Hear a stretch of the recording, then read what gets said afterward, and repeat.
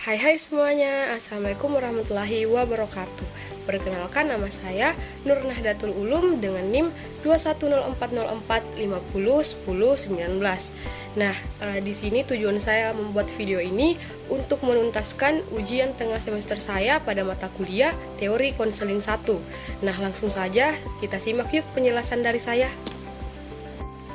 Nah teman-teman, materi pertama yang akan saya bahas yaitu teori dan teknik pendekatan psikoanalisis, yaitu hakikat manusia dalam pandangan psikoanalisis.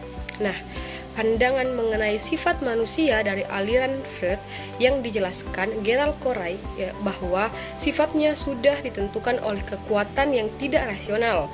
Oleh sebab itu, motivasi, kenirsadaan, dan dorongan biologis serta insting sebagai aspek-aspek ini berubah setelah tahap-tahap psikoseksual, dan perubahan tersebut sangat penting selama 6 tahun pertama dalam hidup kita. Perlu diketahui bahwa insting adalah pusat dari pendekatan aliran Freud. Meskipun awalnya Freud menggunakan istilah libido untuk menjelaskan energi seksual, tapi kemudian meluaskannya dengan mengganti menjadi insting untuk hidup. Nah teman-teman, materi kedua yang akan saya bahas yaitu struktur kepribadian menurut Sigmund Freud. Nah, yang pertama tentunya kita tidak asing lagi mengenai struktur kepribadian dari Sigmund Freud ini. Yang pertama ada id, yang yaitu Freud mengibaratkan id sebagai raja atau ratu, ego sebagai perdana menteri, dan superego sebagai pendeta tertinggi. Yang kedua ada ego. Nah, ego terperangkap di antara dua kekuatan yang bertentangan dan dijaga serta patuh pada prinsip realitas dengan mencoba memenuhi kesenangan individu yang dibatasi oleh realitas. Yang ketiga ada superego. Nah, struktur yang ketiga ialah superego yang mengacu pada moralitas dalam kepribadian. Superego sama halnya dengan hati nurani yang mengenali nilai baik dan buruk. Nah, Freud membahas pembagian psikis manusia, yaitu terletak pada id terletak di bagian tidak sadar yang merupakan reservoir pulsi dan menjadi sumber energi psikis. Yang kedua, ego terletak di antara alam sadar dan tidak sadar yang berfungsi sebagai penengah yang mendamaikan tuntutan pada pulsi dan larangan pada superego. Yang selanjutnya atau yang ketiga ada superego, terletak di sebagian dan menghalangi pemuasan sempurna antara pulsi-pulsi tersebut yang merupakan hasil pendidikan dan identifikasi pada orang tua. Nah, kita masuk pada materi ketiga yaitu proses dan tahap konseling. Proses konseling merupakan gabungan antara perspektif psikoseksual dan psikososial, yang mana konselor memiliki kerangka kerja yang tersusun untuk dapat memahami masalah-masalah perkembangan jika masalah tersebut muncul pada proses terapi. Faktor-faktor masa kanak-kanak serta remaja memiliki nilai yang sangat penting untuk proses perkembangan selanjutnya, dan mengetahui bahwa tahap-tahap selanjutnya juga memiliki masalah. Nah, yang pertama ada tujuan terapeutik.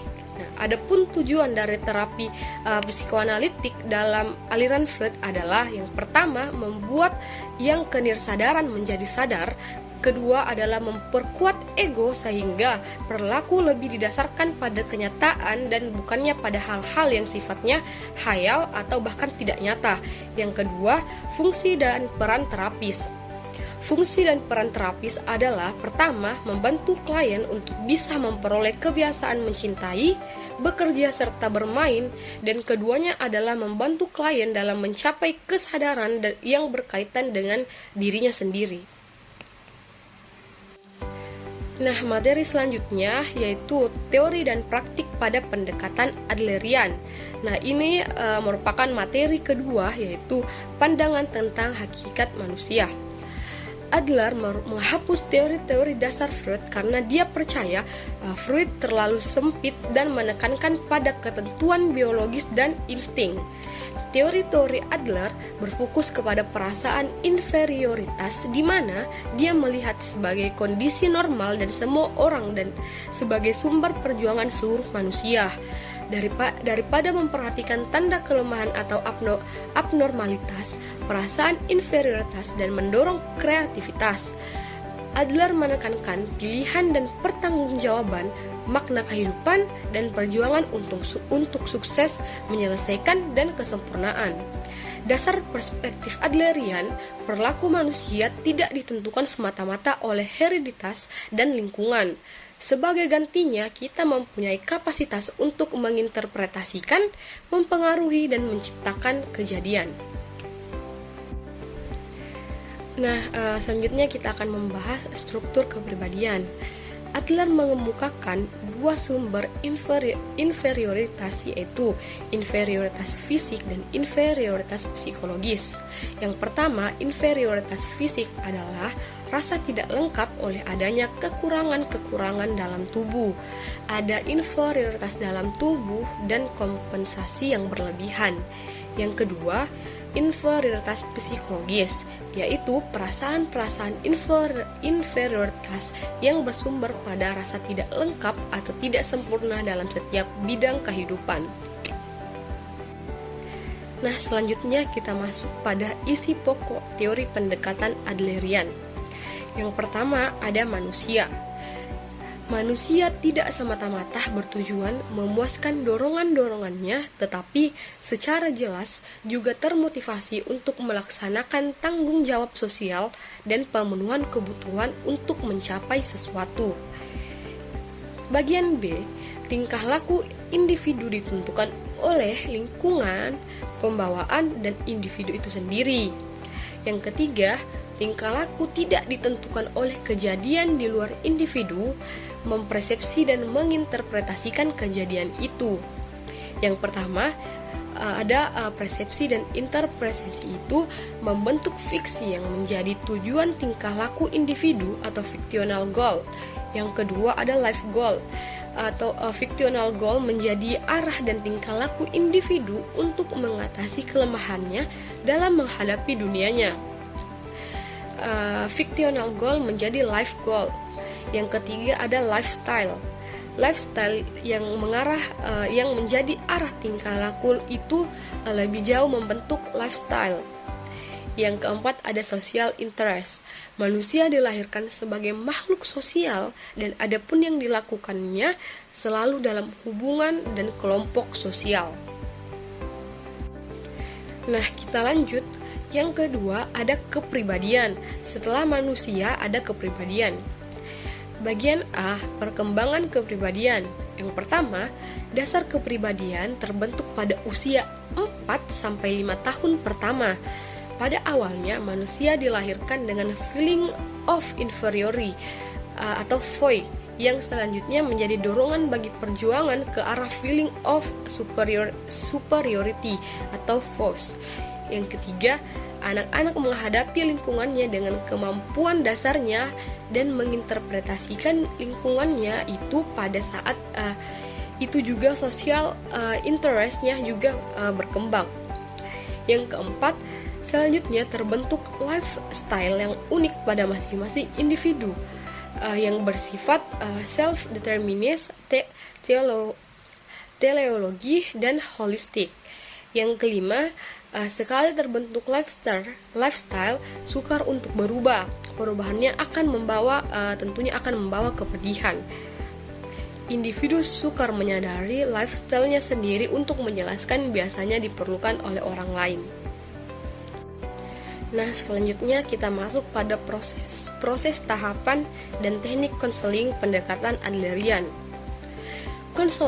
Konselor Adlerian memiliki peran yang sangat kompleks dan perlu memiliki banyak keterampilan, berperan sebagai pendidik, perkembangan minat sosial, dan mengejar klien untuk memodifikasi gaya hidup, perilaku dan tujuannya, serta sebagai seorang analisis yang harus memeriksa kesalahan asumsi dan logika konseling. Nah, berikut adalah tahapan atau fase yang menjadi ciri terapi oleh Adlerian. Yang pertama, fase awal melibatkan pembentukan hubungan terapeutik. Hal ini dilakukan dengan meminta kerjasama klien atau konseling menangani dan menyelesaikan permasalahan dengan segera, memahami masalah yang ada, dan mengidentifikasi kemungkinan tujuan pelaksanaan konseling. Yang kedua, ada fase kedua pelaksanaan konseling melibatkan penggunaan wawancara semi. Nah, selanjutnya teman-teman, kita masuk pada materi ketiga, yaitu teori dan teknik pendekatan eksistensial. Pengertian teori eksistensial. Terapi eksistensial dapat dijelaskan sebaik-baiknya sebagai pendirian filosofis yang mempengaruhi praktek terapi konselor. Dengan demikian, psikoterapi eksistensial bukan independen atau aliran terapi terpisah atau model yang didefinisikan dengan teknik khusus, tetapi lebih tepat merujuk pada psikoterapi eksistensial. Pendekatan eksistensial menolak pandangan deterministis hakikat manusia seperti yang disampaikan oleh psikoanalisis ortodoks dan behavioralis radikal. Psikoanalisis melihat kebebasan sebagai dibatasi oleh kekuatan yang tidak disadari, pengendalian irasional, dan kejadian-kejadian. Nah, selanjutnya kita masuk pada pokok-pokok teori konseling eksistensial. Yang pertama, ada pandangan tentang sifat dasar manusia. Manusia tak bisa menghindari ketiadaan dan kematian. Nah, kita semua tahu itu. Yang kedua, sendirian atau teralinasi. Yang ketiga, tak berdaya atau tak bermakna. Yang keempat, rasa cemas dan rasa bersalah. Yang kelima, hakikat manusia. Yang keenam adalah pilihan. Yang ketujuh, kecemasan dan perasaan bersalah. Yang kedelapan, kebebasan. Dan selanjutnya, perpindahan dan kesehatan psikologis. Yang bagian B, ada sistem teori menurut Eko Darminto pada tahun 2007, yaitu yang pertama ada perkembangan gangguan emosional, dan yang kedua mengalami pada saat sekarang, yang ketiga konsep kesehatan mental. Nah, selanjutnya kita masuk pada proses dan tujuan konseling teori eksistensial. Yang pertama ada proses konseling. Proses konseling eksistensial menggambarkan suatu bentuk aliansi terapeutik antara konselor dan konseli. Dalam proses ini, konselor eksistensial mendorong kebebasan dan tanggung jawab, mendorong konseli untuk menangani kecemasan, dan mendorong munculnya upaya-upaya untuk membuat pilihan yang bermakna. Bagian B ada tujuan konseling. Tujuan dasar dari banyak sistem terapi adalah memungkinkan individual memperoleh konsep kebebasan dan tanggung jawab untuk bertindak. Terapi eksistensial dapat dianggap sebaik-baiknya sebagai undangan bagi klien untuk mengakui cara bagaimana mereka tidak hidup dalam kehidupan yang sepenuhnya otentik, dan membuat pilihan yang akan membawa keberadaan mereka menjadi orang yang mampu. Nah, teman-teman, itulah tadi 3 materi yang bisa saya jelaskan, yaitu pendekatan psikoanalisis, pendekatan Adlerian, dan pendekatan eksistensial. Nah, semoga 3 materi tersebut yang saya jelaskan dapat menambah wawasan kita semua. Baiklah, itu saja yang dapat saya sampaikan. Lebih dan kurangnya mohon dimaafkan. Saya mengucapkan wabillahi taufiq wal hidayah. Wassalamualaikum warahmatullahi wabarakatuh. Terima kasih teman-teman.